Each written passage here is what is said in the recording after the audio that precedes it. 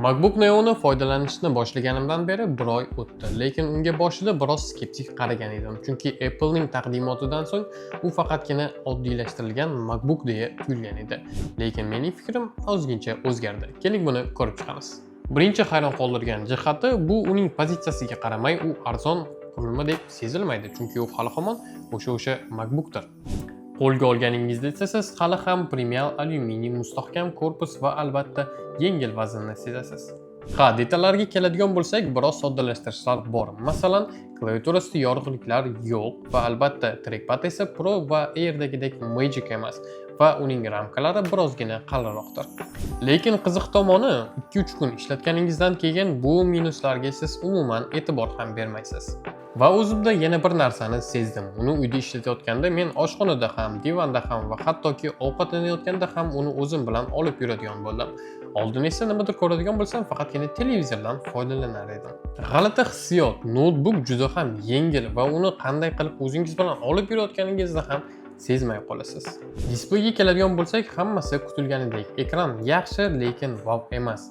Va Apple'ning eng zo'r displeyi ham deb bo'lmaydi buni.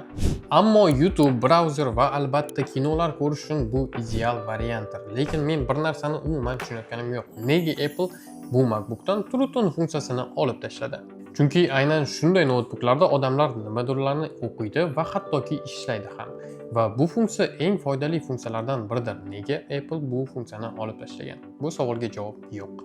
Yoqimli ajablantiradigan jihatlardan biri esa bu kamera. Eski Air M1 dan keyin farq darrov bilinadi. Video muloqot yaxshiroq ko'rinadi, tasvir esa tozaroqdir.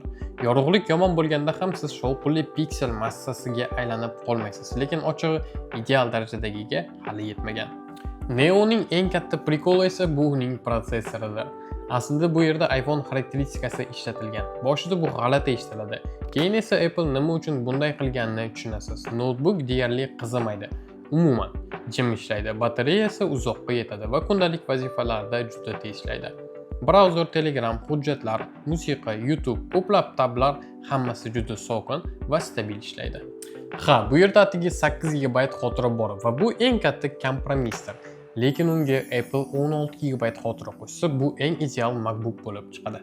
Lekin bu MacBookni kim uchun ekanligini tushunish juda ham qiyindir. Chunki bunda production qila olmaysiz, 3D modellar bilan ishlay olmaysiz. Bu siz uchun oddiy kundalik MacBookdir.